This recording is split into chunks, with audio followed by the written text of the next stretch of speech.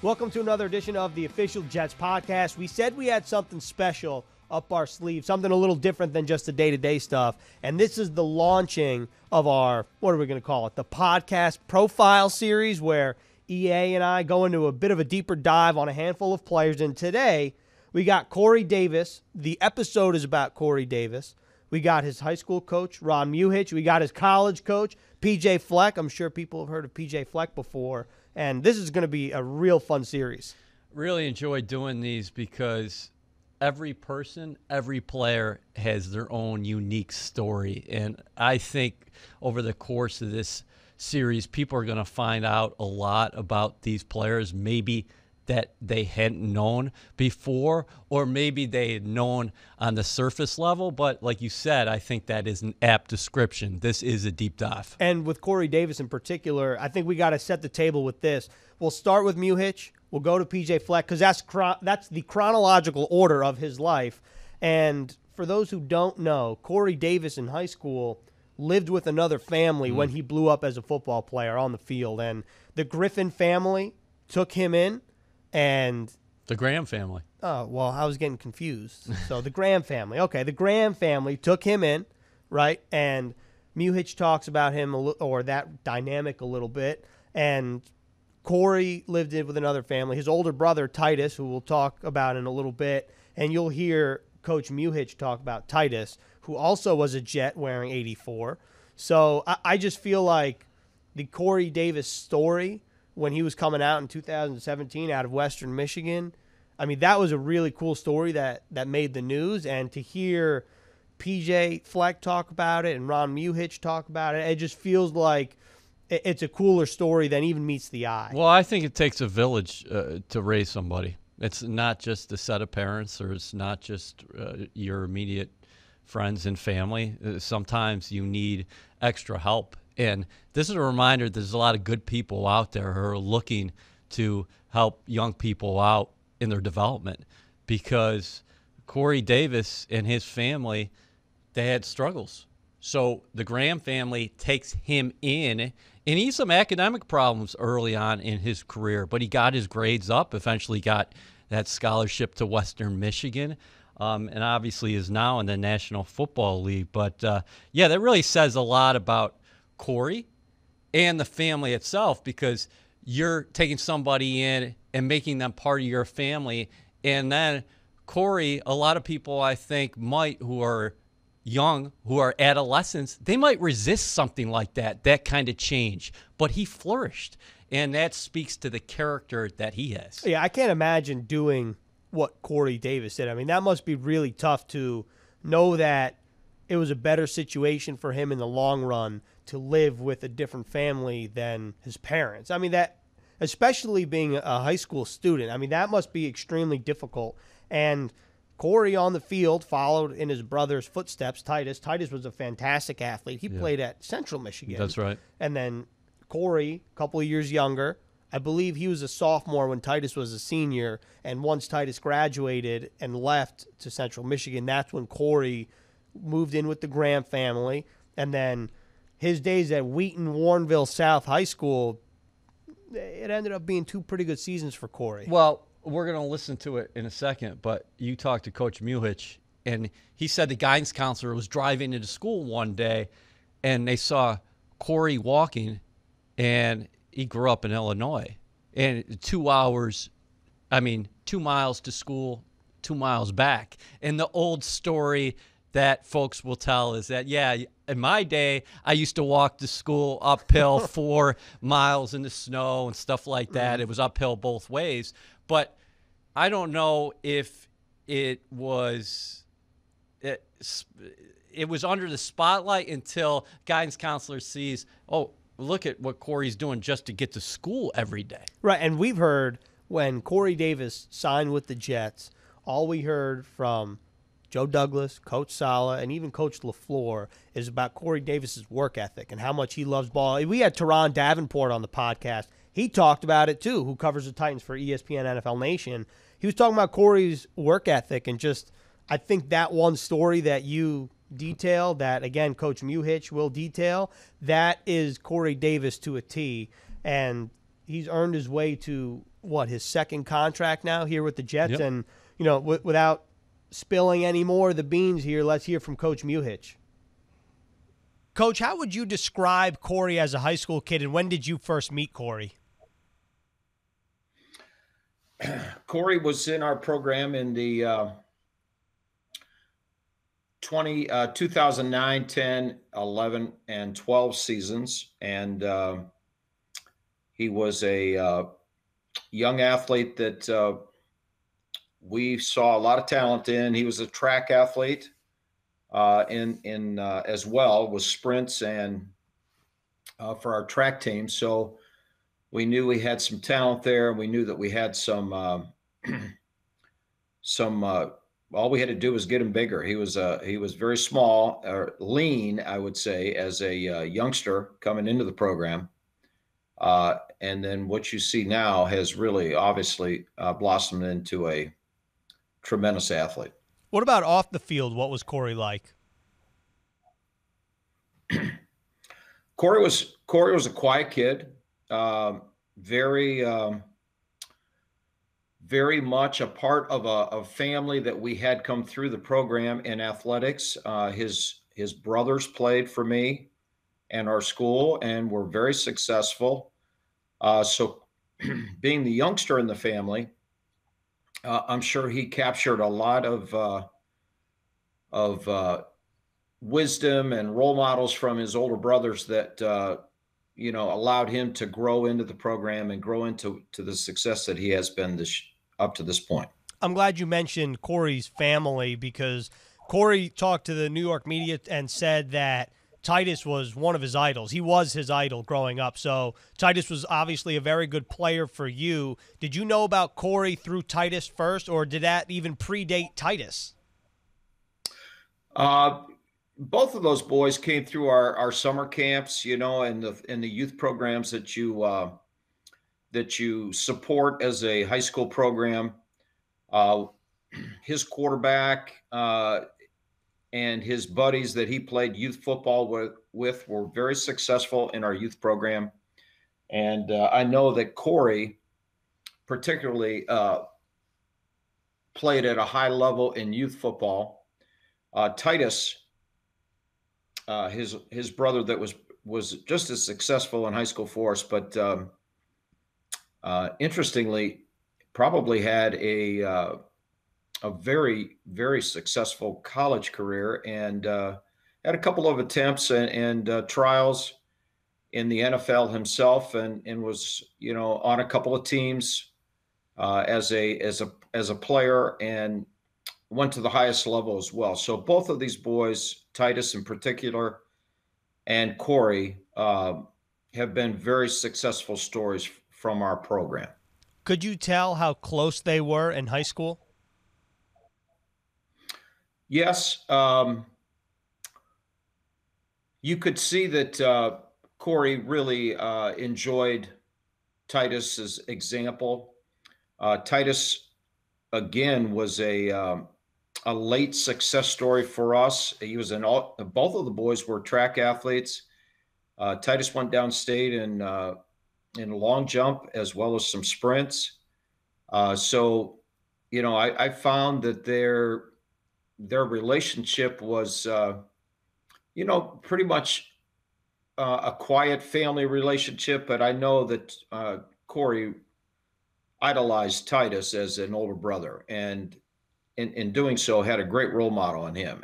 Titus led our 2009 and 2010 state championship teams as a wide receiver, and he was phenomenal, big playmaker for us as a wideout, which led him to great days and record-setting days at Central Michigan, as well as his opportunities to get into the NFL.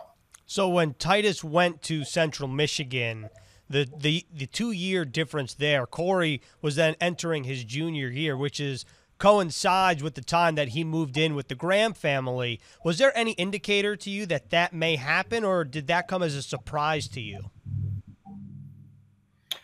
Well, both Titus and Corey were assisted by families in our community that helped them in so many ways. And the Hall family with Titus and the Graham family with Corey, you know, we're extended family members to their stories and to their help, getting educational assistance and just support that I think both of the boys needed at the time coming through high school. Uh, that really probably assisted them in being very successful, making that next step into the college level. So when Corey moved in with the Grahams at 16 years old and he made that choice, what do you think that says about Corey Davis, the person, having that foresight and knowing that it may hurt, but it's what's best for him and his future in terms of football?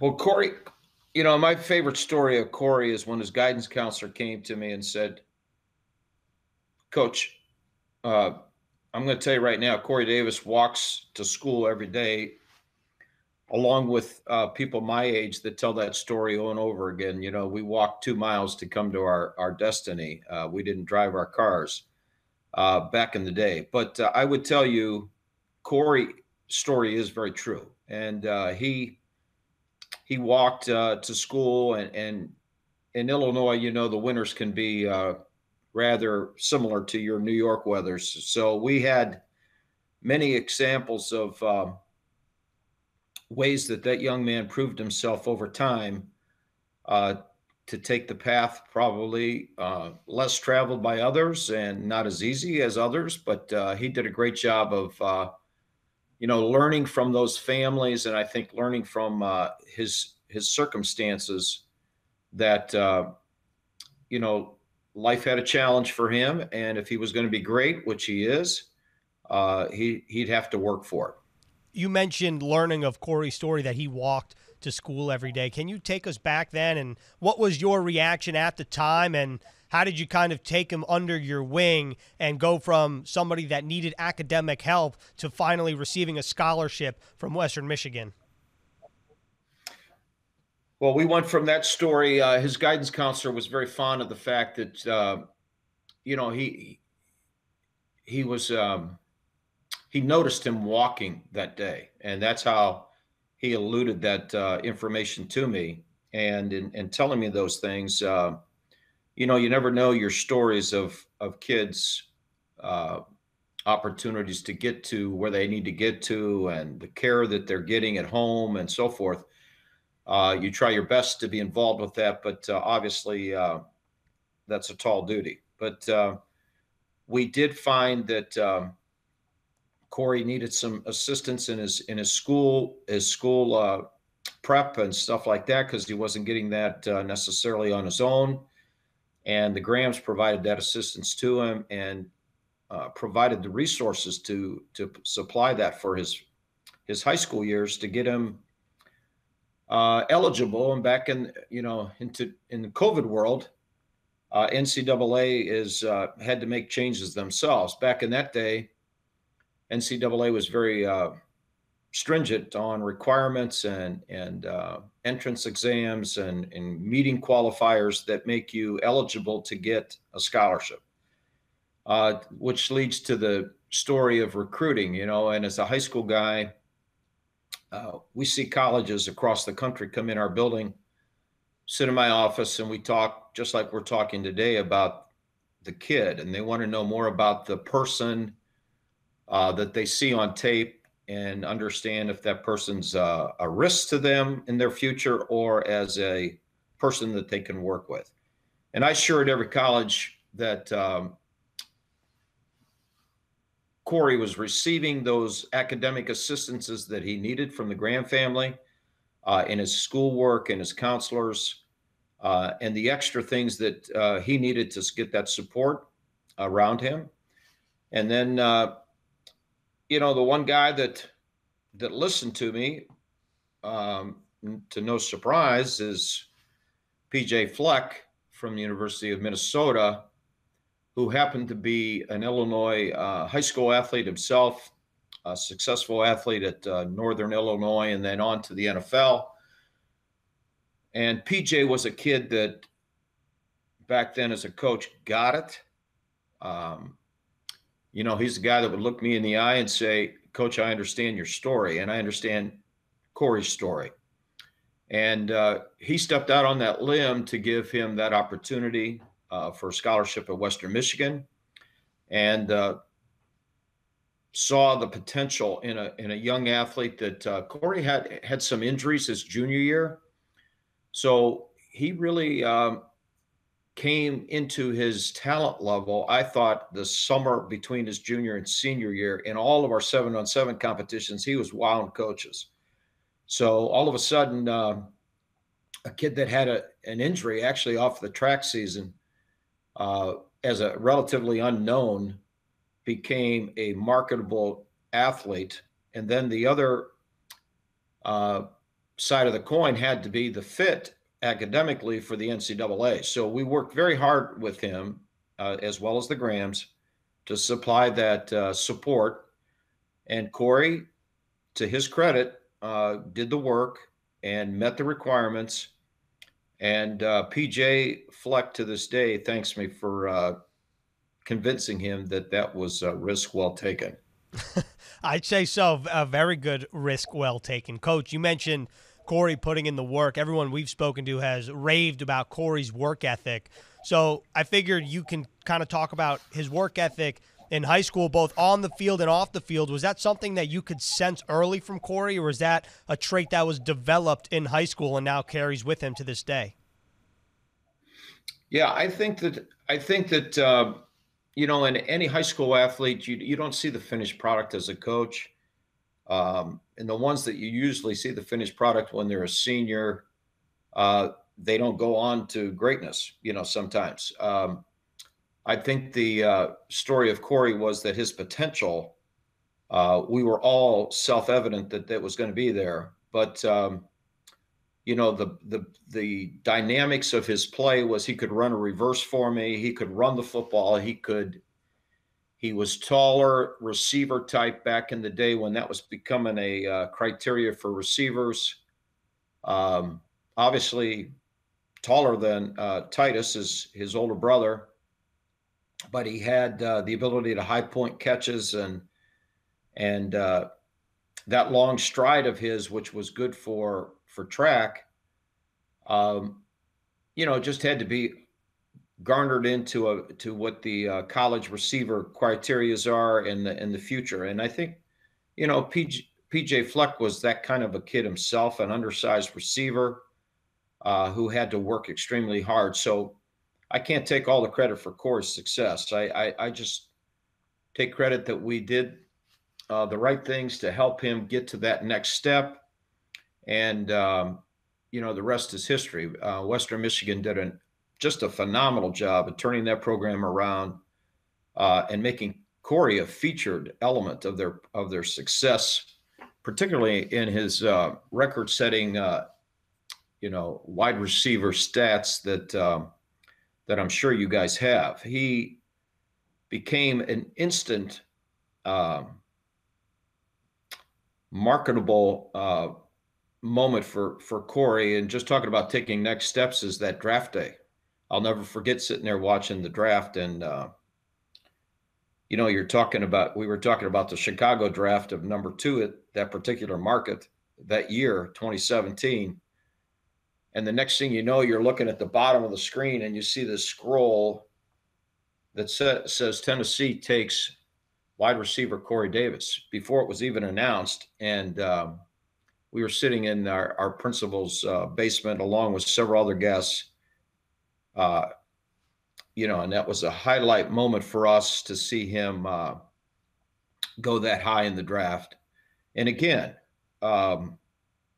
Tennessee took a risk to take that step and to make that commitment, but Corey surely had the evidence coming out of his career at Western Michigan, and I think has led him to, he's still getting successful. I think the best years of him are still to come. He is very much turned into a young man that's even stronger than he was back in high school, physically stronger. You can just see it. He did a summer camp for me last summer with young kids, kind of giving back to the community, and you could see his talent and the physical talent that he has grown into and changed into. So, it's fun as a coach to see that growth from start to finish as a high school coach.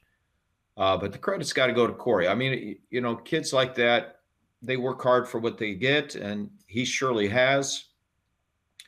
My one question to him was, when I got to stop and put the mic in my hand and ask him the questions in front of probably 500 kids that attended that camp, what's the difference in the NFL versus all the other catches you made in college and all the catches you made in high school? And his comment was very intuitive. I thought that he mentioned that every catch is contested in the NFL, and that is the difference on learning how to make the tough catch when the best of the game are playing DB against you, and the best of the quarterbacks are under pressure to get the ball thrown to a target, and sometimes that target is a halo above your head, and you just got to go up and get it. So he's become that kind of. Believe he really is that kind of a receiver. I think you'll find that if he gets more targets, I believe you're going to see some really, really good results in your market up in New York. Coach, you mentioned Corey coming back and being a part of your summer camps. For a kid to make the best out of humble beginnings and then come back and give back to the community where it all started, and to be a part of your summer camps where it started for him on the field, what does that mean to you, and what does that say about Corey? Well, it means a lot to us as coaches, because when they see a kid take it to the highest level, and you're a young player coming up in the community, and you know that the T-shirt that you were given actually has his name on it, and that's something that you're going to have in your house for a long time and probably wear for a long time. I think that's one of those idol to connection of a youth football kid that every kid that wants to be successful in football needs a role model like that. So I think that was kind of great that Corey took the time, basically initiated it to set it up with me so that we could host it at our school. So the complete cycle of where he started and where he came, I thought was very meaningful to the kids that attended that camp and the parents that supported that. So now you take that to what has he learned, and I think he's the type of kid that's giving back to as many of the resources that he can to other endeavors and avenues that he, as a professional athlete, chooses to support. And I think that Corey's personality is still very humble. I think you're going to find you're going to stick a mic in front of him, and you're going to ask the question several times to get an answer out of him, because he's a very humble kid. And that goes a long ways, I think, in the NFL, as being a type of kid that, you want to be proud of. Coach, one final question for you, just trying to tie it all together here. You mentioned Titus's stints in the NFL. Two of them actually came with the Jets, where, of course, Corey now signed. Knowing that their relationship in high school and even before that, how much do you think it means to Corey that he will pick up his NFL career where Titus essentially left off and potentially wear the same number? That doesn't surprise me. I mean, I think that's pretty typical of what a younger brother would do to support his older brother. And, those two were tight. It was very evident to me as we lost Titus this year. It was a pretty tragic story for him and his family, and our community. So that was hard. That was hard, and I think Corey did the very best he could. It was probably frustrating for him down the stretch at Tennessee. Uh, he came so close to being 1,000-yard receiver for the first time in the NFL, and I can't help to feel that some of those last couple of games that was heavy on his heart. He's a young husband. He's a young father. So he had a lot going on his plate in 2020, and hopefully that can stabilize him a little bit, give him a chance to be, the premier receiver that I think New York's hoping he can be for them. Tennessee had the luxury of having two really quality wideouts on the same team, and every team needs that to be successful. So as you build your program in New York, I'm following the ESPN chatter all the time as well, and I know that New York's trying to find their decision about QB, but they're also trying to find their decision about a possible additional wideout or two to make your offense even more potent. So I think you got a great one in Corey Davis. I think the world of him as a person, as a player, and as a representative of our program. I think he's gonna do well for New York, and I think that he's a kid that's going to surprise you, targeted with a little bit more effort by the offense to show him what he can do. Coach, thank you so much for your time. We really appreciate it, and hopefully we can get you up in New York in the regular season. I've been to many NFL arenas, and New York has not been one of them, so I'm anxious to get there to see him play. All right, well, hopefully we'll see you in the regular season. Coach, thank you so much. Appreciate the time. You're welcome. Thank you. Great stuff from Coach Muhitch, and now let's turn the table, I guess. Turn the page. That was the word I was looking for. Let's turn the page to college, because it was kind of detailed that Corey didn't have a lot of scholarship offers. In comes P.J. Fleck, first-year head coach, and you spoke to P.J. Fleck, and he had great things to say about Corey Davis. Outstanding interview, by the way, with Muhitch. And I love that Corey goes back to school. And one thing that stood out to me, and I think this is a great reminder for kids out there, Corey said, "What's the difference in the National Football League?" And Corey Davis said, "Every catch is contested in the National Football League." And that's one of the reasons why he's here, frankly, because he gets after the contested ball, and he's a physical receiver. 6'3", 209 is pretty good size. Big dude. Catches. And what we just found out was he originally, before he started playing football, he was involved in track like his older brother, Titus. Right. Titus was a superhero. Yeah. Right? Like that was the guy he looked up to growing up, and Titus tragically passed away last season, and I think it means a lot to Corey to be with the Jets, where Titus had a couple stints wearing the same number that Titus wore 84, I believe, his whole life, which is why Corey did the same at high school, in college, and now in the NFL. Yeah, and I think we got to talk about Titus a little bit later, but you mentioned PJ, how it's all connected, right? PJ Fleck, when he was hired at Western Michigan, he was 31 years old. That's crazy. He wasn't even 32 yet, and he had to rebuild from the ground up. Right. He had a great relationship with the head coach at Wheaton Warrenville South, Muhitch. And he said, "I got a guy, you got to come see him."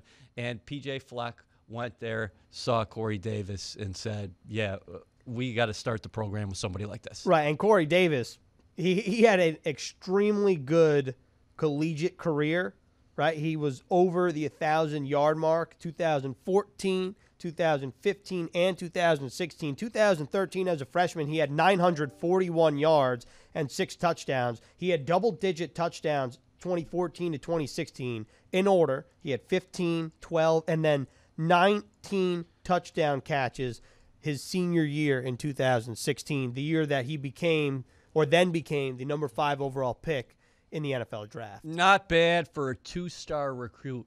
That's a the crazy 2-star part. recruit. That's crazy. That's the way. That's We're the not way talking it about works, 3, though. 4, 5-star. Talking about a diamond in the rough. And PJ, I think what helped Corey and PJ Fleck was Fleck played the position. Right. And he got a cup of tea or a cup of coffee in the National Football League with the San Francisco 49ers before he started his NFL coaching career. So, his college coaching career. So he knew exactly what he was looking for. Obviously, PJ Fleck is a very talented coach. He's now the head coach at Minnesota. But how much do you think Corey Davis means to PJ Fleck, especially because you mentioned it? He was 31 years old, going into his first year at Western Michigan. He casts a line, and it's Corey Davis, the number 5 overall pick. I mean, that has to really – Corey Davis must mean a lot to PJ Fleck. Yeah, you take a special interest in somebody like that, considering Corey's upbringing, his background, what he had to go through just to get qualified for college. And then he comes to Western, and you're talking about a program that in their first year, they went 1-11.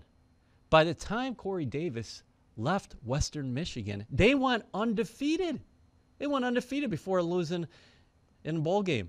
And he became one of the most accomplished college receivers of all time, in terms of numbers, like you just mentioned. Yeah, I mean, if you look on Wikipedia and you look at the career highlights and awards section in terms of college, first-team All-American, the MAC Offensive Player of the Year, 3-time first-team All-MAC, MAC Freshman of the Year, the famous Idaho Potato Bowl MVP. I mean, Corey Davis's resume in college is very impressive, which is why he became the number 5 overall pick to the Tennessee Titans before then coming to the New York Jets. And also, just real quick, retracing our steps here in terms of Wheaton, Warrenville South. Yep. You might think, Corey Davis probably one of the most famous alum to come out of there. Well, the most famous alumnus, Red Grange, Galloping Ghost. The Galloping Ghost. So Corey's got what is he, the Galloping Jet? Yeah, I like that. Okay. Yeah, we might have just come up with a new nickname for Corey, but I think we should hear from PJ Fleck right now, and then we can talk about what Corey Davis means to this Jets offense on the flip side. PJ, can you talk about how you were first introduced to Corey Davis and why you took a special interest in him? Yeah, well, I had just gotten done being the wide receiver coach for the Tampa Bay Buccaneers, took the job at Western Michigan. I was 31, turning 32 years old.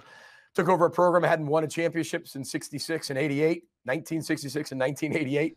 So we knew we had to rebuild from the ground up. And with my background in wide receivers, that's the only thing I've ever coached. That's what I played in college. We knew we had to be able to start with some type of playmaker. And we went to Wheaton, Warrenville South High School, where I had a really good relationship with Ron Muhitch, who was the head football coach there, Hall of Fame Illinois high school football coach. And, the first 5 phone calls I made were to basically the 5 head coaches in Illinois, where I'm from, that I know the best. And I remember Ron Muhitch telling me, hey, I got a guy that doesn't have any offers that should have a lot of offers. You got to come look at him. And, this is 3 weeks before signing day. You don't have a lot of time. Went in there, met Corey. He had a lot of work to do academically, but I looked at him and I was like, wow.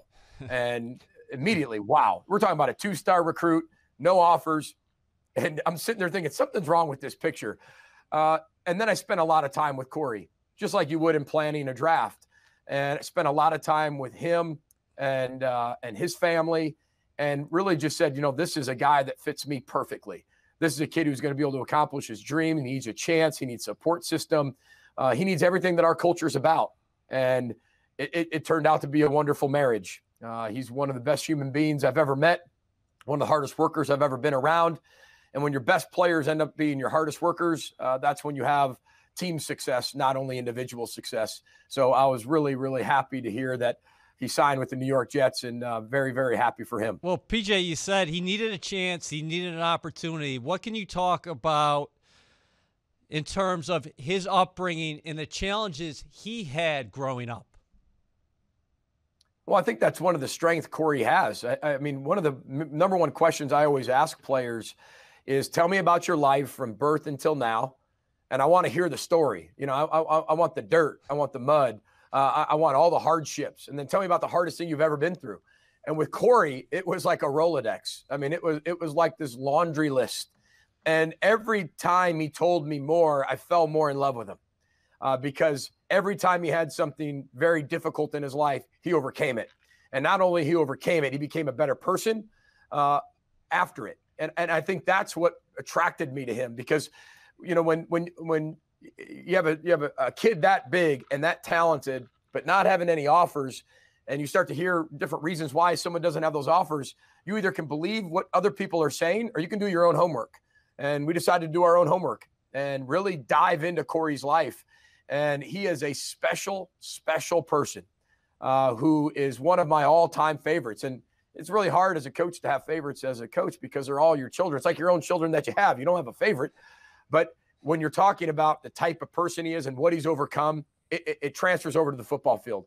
It transfers over what he's overcome with injuries in his career. It shows that he took a program that hadn't won a championship since 1988 and 1966 outright and ended up being a top 5 pick in the NFL draft. And not only that, taking that team to the Cotton Bowl at 13-0, that shows what type of person he is. And he had a chance to leave early. He stayed. He's the greatest college football receiver statistically of anybody. He broke basically every college football record, catches, yards, touchdowns. That was important to him.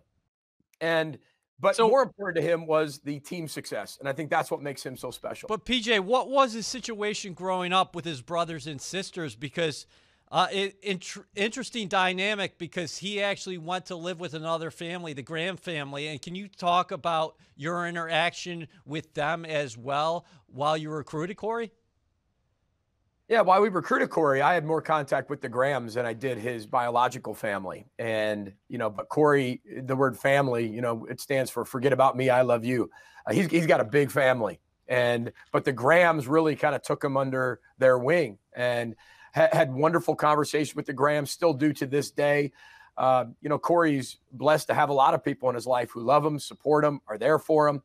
You know, I always leave it up to our individuals, our student athletes to tell their story because nobody tells their story better than themselves. But the obstacles he had to overcome, he could have been a number. He could have been a statistic. He could have quit. He could have stopped. He had every excuse in the book not to be what he is today.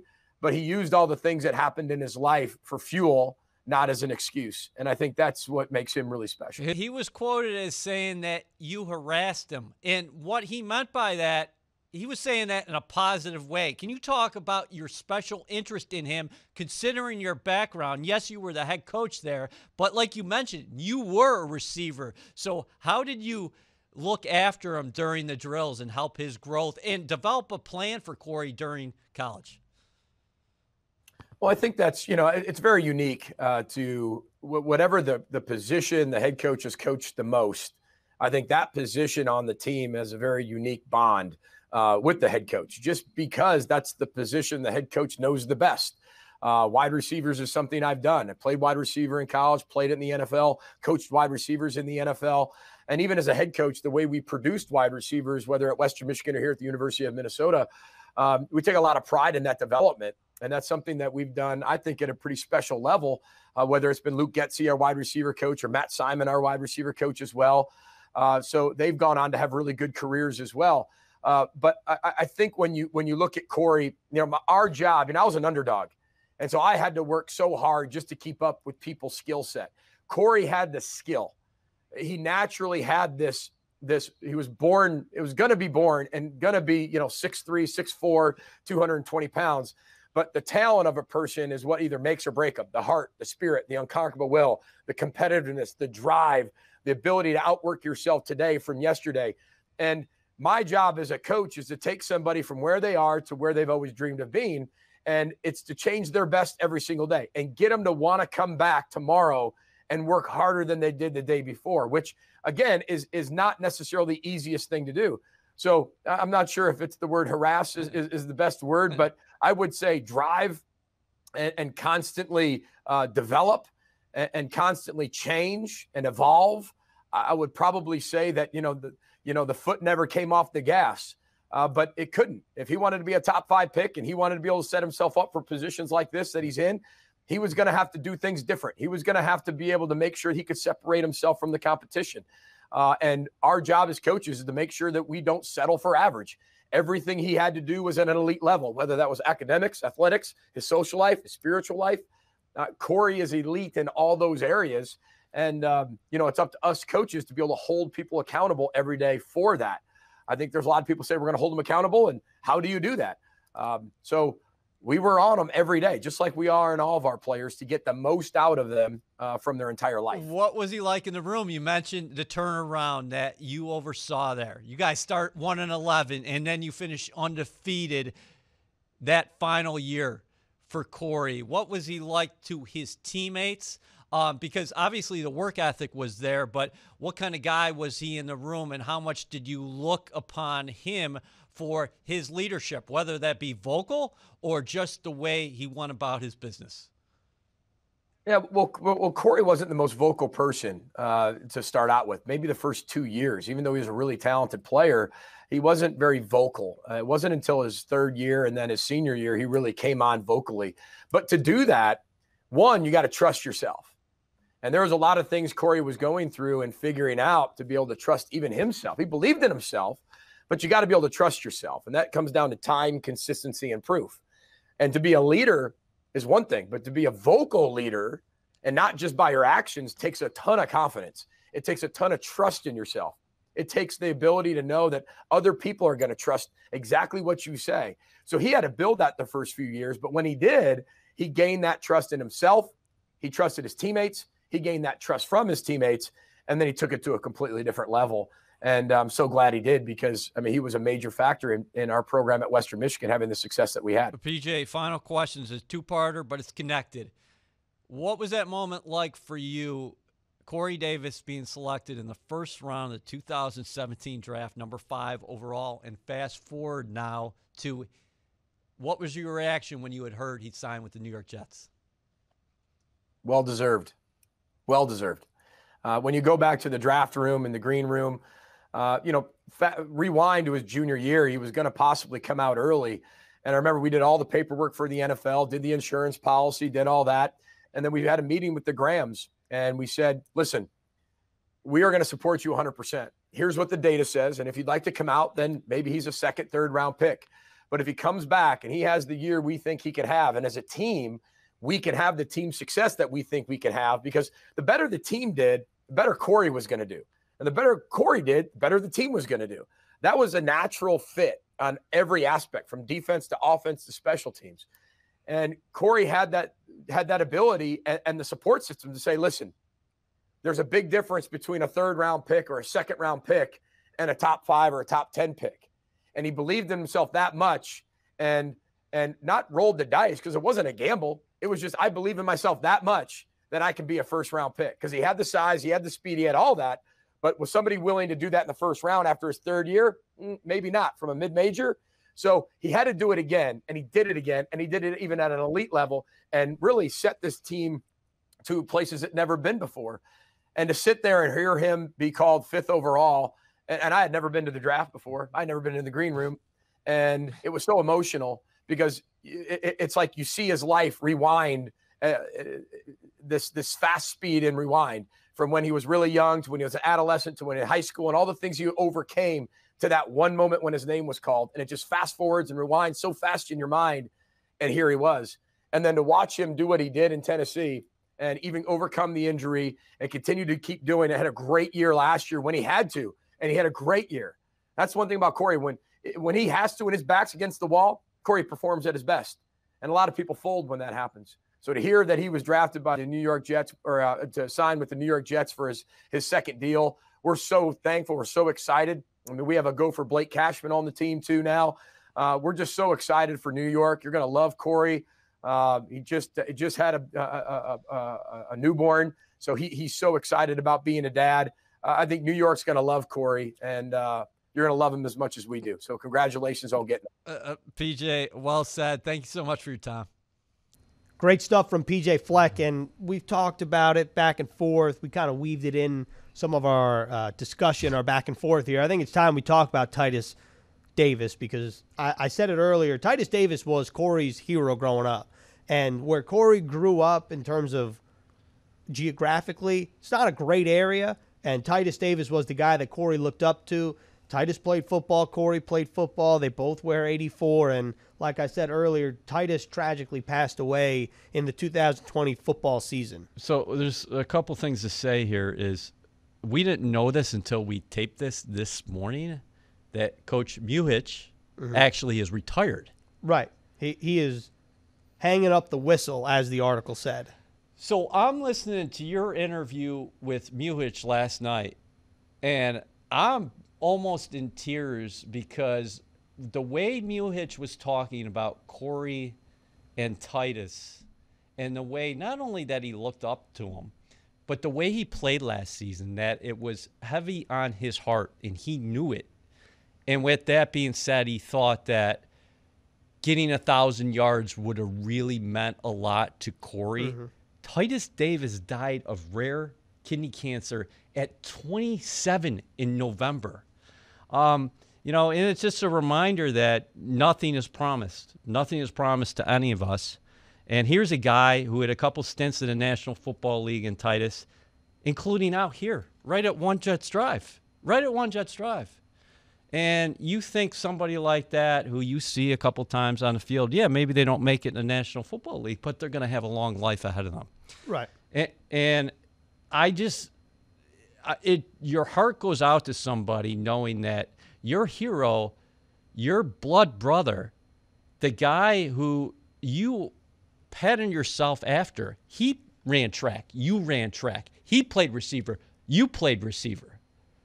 He was your guy, and now he's gone. You could tell that really got to Muhitch, and I'll tell you what, that's something that Corey's going to have to deal with the rest of his life. But one thing that we saw after he signed with the Jets is that he had a necklace or a chain, and he's got the 84 on there, right? Right. Yeah. I think doing the interview with Muhitch. Yeah. At first, I was asking him questions, and then the Titus stuff really hit him hard. You could tell that I think he was really trying to take his time to answer because he was getting a little choked up. It made me interviewing him. It made me take a second and really kind of reflect in real time, which is it's hard to fathom being in Corey Davis's shoes, especially because you look at a lot of NFL players they got a great life. Yeah. They play football. They have an off season where they can travel, train, do all this stuff. And, when something like that happens, I think it really takes a lot of people and makes you think these are real life people dealing with real life situations that anybody has to deal with.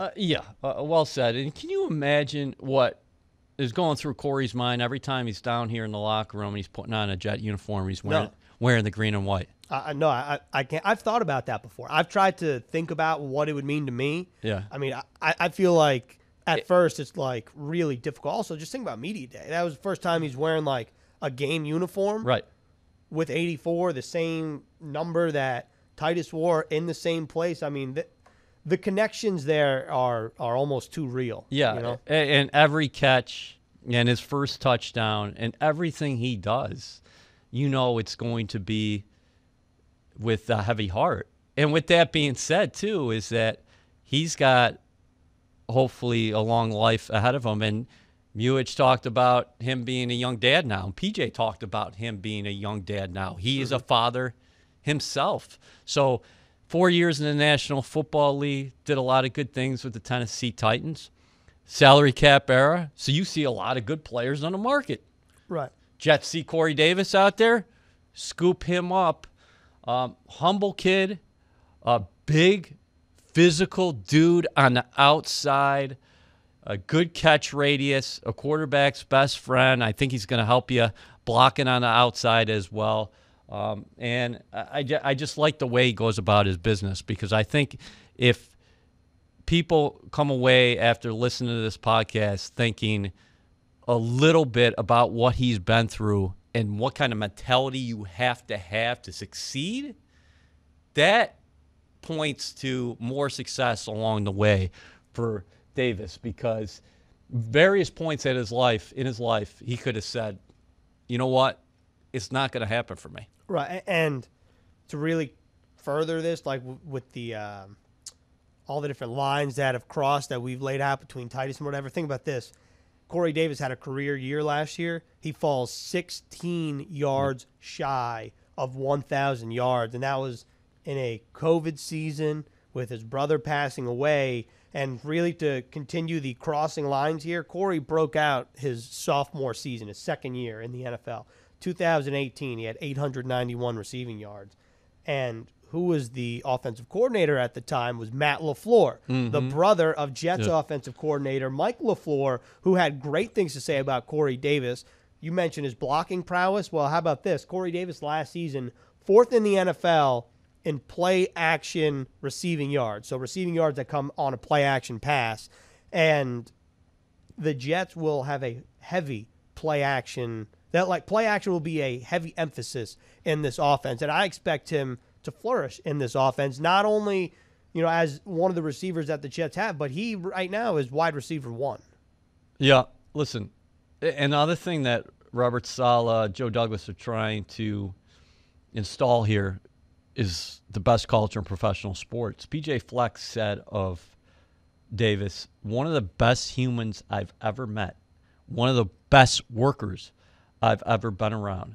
And the other thing that has shined throughout his life, when his back is against the wall, that's when he performs his best. That's the guy you want in the locker room. I think that is that quote right there.